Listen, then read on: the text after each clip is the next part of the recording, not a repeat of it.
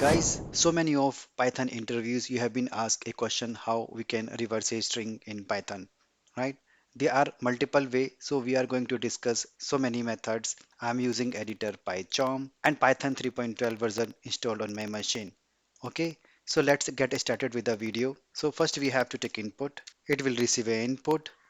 So first we'll be using slicing. We have to use double colons and then -1. It will reverse the string. Okay, if you're in the program, input is string abc, so you see cba, right? So this is slicing technique so that you can reverse a string easily.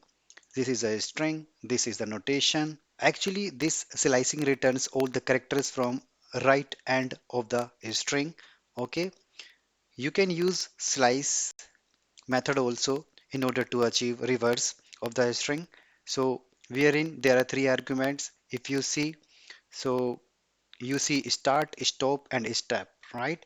So if you use slicing method, so you can easily use it. So we have to say slicing first parameter, that is our start, that is none. Second we have stop argument, that is also none, and we have last argument, it's a step, right? This we have to pass on as -1. This is again the same thing which we are doing. If you print, you will get the same output. We are getting ABC, you will get CBA. Okay, so either way you can use. This is the standard notation to use slicing, or you can use slicing method also to get the reverse of string. Okay, second Pythonic way to reverse string is to use reversed, right? Reversed method along with str.join function. Okay, you will get an iterator that yields characters in a reverse order. How? So you will get, let's say, str1. I'm saying I'm using reversed, and then I'm saying str. Okay, so if you print next, then you say str1, so you will get first character C, right? This is next. If you get another, right, you will get another character CB.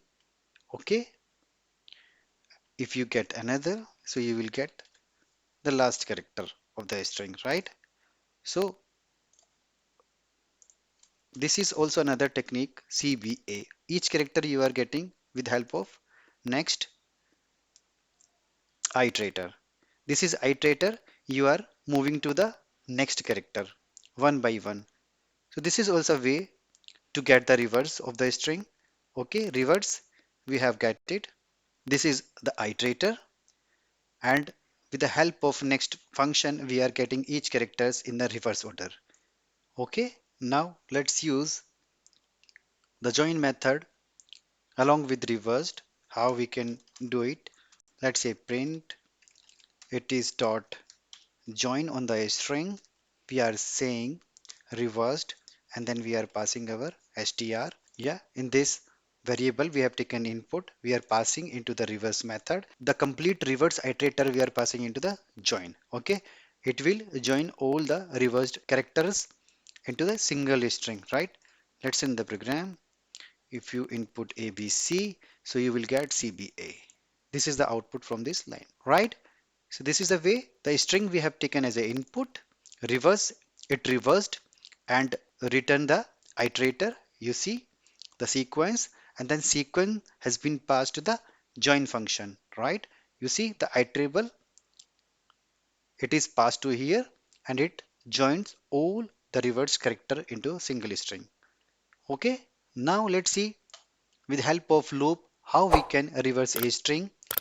So the technique will be called concatenation strings, right? First we define a method, let's say reversed will be passing, then we will be passing the input 1 as a argument, then we are taking result as a string, blank string, then 4 we are applying f in input 1, okay, and then we are now concatenating the string, right, the f plus result. This is called a concatenation, okay, then we are returning the result finally, okay. Now let's call the function print and then a reverse str, and we are passing our str variable, this input variable, right? Let's in the program. So we are passing ABC again, and you will see CBA, it is reversed now with help of this for loop. Okay. Now you have seen three approaches. Okay. Let's move to our recursive way to get the reverse of the string. Okay. So we'll change the method.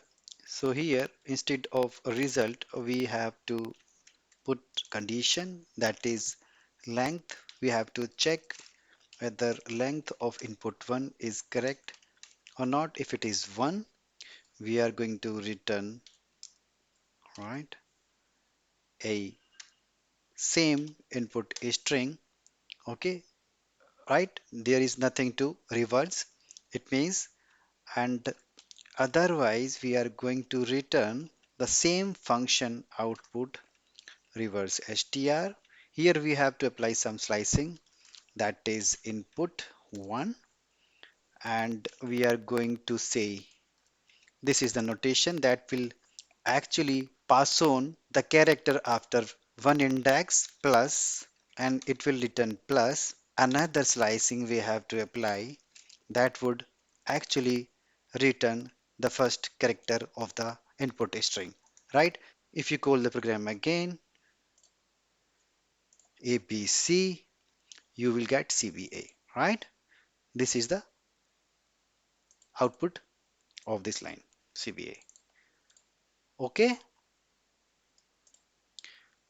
now let's see how we can use sorted function to get the reverse of any string, and we'll be using reverse order argument in the sorted function. Okay, so sorted function is a built-in function in Python.